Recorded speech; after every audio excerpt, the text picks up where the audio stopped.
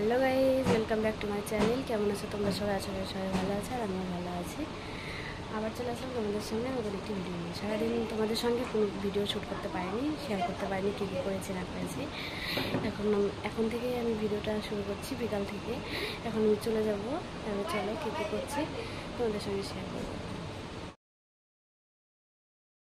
তারপর দেখো আমি এদিকে রেডি হয়ে নিয়েছি, এখন চলে যাচ্ছি প্রতিরাম।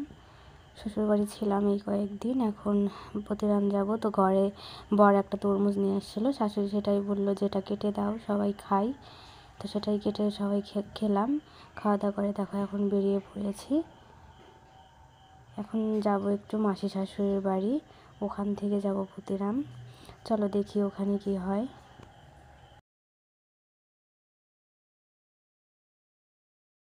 দেখো বড় দিকে বাইক চালাচ্ছে আর আমি এদিকে একটু একটু করে ভিডিও নিয়ে নিচ্ছি।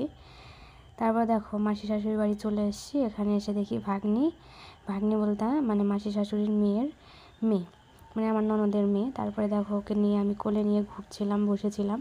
তারপরে এদিকে মাসি আর আমার বর এরা গল্প করছিল বসে বসে। দেখো ওটাই একটু ভিডিও করেছি। তারপর চলো দেখি আর কি করছি। আবার এইদিকে আমি ওকে নিয়ে একটু বসে আছি। এর মধ্যে মাসি আমাকে অনেক কিছু খেতে দিয়েছে, সেগুলো খাওয়া দাওয়া হয়ে গেছে। খাওয়া দাওয়া করে আমি এদিকে বসে আছি, সবার সাথে গল্প করছি। তারপর দেখো মাসি, তারপরে দিদি, এরা কেউই যেতে দেয়নি আমাদেরকে Pratiram. Hello everyone, good morning সবাইকে। কেমন আছো তোমরা সবাই? আশা করি সবাই ভালো আছো, আমিও ভালো আছি। আজকে আমি আসছি মাসি শাশুড়ির বাড়ি ঘুরতে।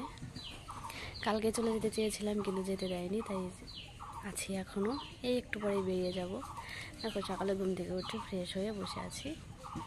তারপর চলো কী কী করছি সব শেয়ার করবো তোমাদের সঙ্গে, যতটা পারবো আর।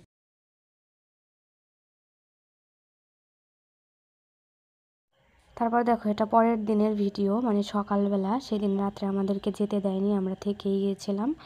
তারপরের দিন সকাল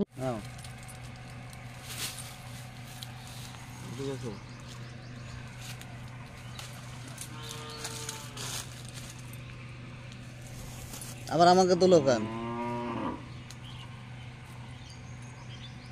কয়টা তুলবো? 4-5টা আর 2টা।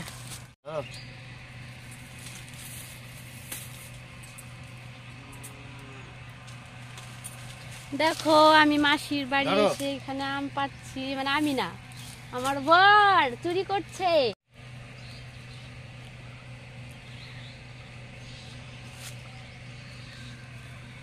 মাসিদের বাড়ি এসেছি, এসে ওই বলছে দেখি কয়েকটা আম পারি, আম নিয়ে যাব।